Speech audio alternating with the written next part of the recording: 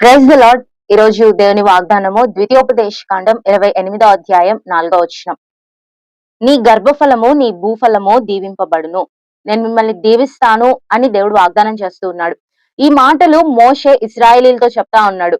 దేవుడు మీ గర్భఫలమును మీ భూఫలమును ఆశీర్వదిస్తానన్నాడు అని, ఇంకా అనేకమైన విషయాలు దీవిస్తానన్నాడు అని చెప్పి ఇశ్రాయేలీలతో మోషే చెప్తాడు. కానీ ఎప్పుడు చెప్తున్నట్లుగా ప్రామిసెస్ ఆర్ ఆల్వేస్ కండిషనల్. వాగ్దానాలు ఎప్పుడు కూడా ఒక షరతుతో ఉంటాయి. కాబట్టి ఇక్కడ దేవుడు మనల్ని దీవించాలి అని అంటే గర్భఫలాన్ని భూఫలాన్ని అంటే మన పిల్లలను లేకపోతే మనం చేస్తున్న పనిని దేవుడు దీవించాలి అనంటే ఒక షరతు ఉంది. అదేంటి అనంటే ద్వితీయోపదేశ కాండం 28వ అధ్యాయం 1వ వచనంలో మనం చూస్తే, నీవు నీ దేవుడైన యెహోవా మాట శ్రద్ధగా విని నేడు నేను నీకు ఆజ్ఞాపించుచున్న ఆయన ఆజ్ఞలన్నిటిని అనుసరించి నడుచుకొనిన ఎడల.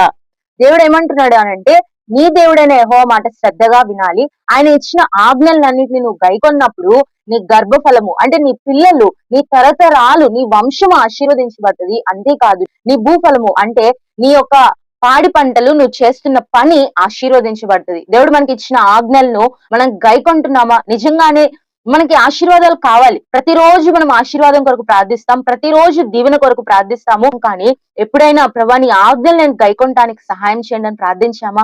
కాబట్టి దేవుడు మనల్ని దీవించాలి అనంటే ఆయన ఆజ్ఞలను కూడా గైకొనాలి. ఆయన ఇచ్చిన మాటలను కూడా మనం వినాలి. ఆయన చెప్తున్న ప్రతి మాటను కూడా మనం అనుసరించినప్పుడు, ఆయన కమాండ్మెంట్స్ కి మనం ఒబే చేసినప్పుడు దేవుడు మనల్ని ఆశీర్వదిస్తాడు. దావీదు జీవితము సౌలు జీవితం తీసుకుంటే, సౌలు తను దేవుడు చెప్పిన మాట వినలేదు. దేవుడు ఎవరినైతే హతము చేయమన్నాడో హతము చేయకుండా కొన్నిటిని ఉంచాడు. అది మంచిగా కనపడుతుంది, కానీ అది దేవుడు చెప్పిన ఆజ్ఞ. అందుకే దేవుడు అంటాడు, బలులర్పించుట కంటే మాట వినుట శ్రేష్టము. కానీ దావీదైతే దేవుడు చెప్పిన ప్రతి పనిని చేస్తూ వచ్చాడు. అందుకని దావీదు యొక్క కుటుంబము తరతరాలుగా ఆశీర్వదించబడుతూ వచ్చింది. కాబట్టి అబ్రహాం జీవితంలో కూడా అబ్రహాము దేవుడిచ్చిన ఆజ్ఞలను గైకొంటూ వచ్చాడు, దేవుడిచ్చిన మాటను వింటూ వచ్చాడు. దేవుడు తనని తరతరాలుగా నేటికి కూడా అబ్రహాము సంతానాన్ని దేవుడు ఆశీర్వదిస్తూ వచ్చాడు. కాబట్టి మీ యొక్క కుటుంబము, మీ యొక్క బిడ్డలు, మీరు చేస్తున్న పని ఆశీర్వదించబడాలి అని అంటే దేవుని మాటలు వినాలి, దేవుని మాటలకు ఒబే చేయాలి.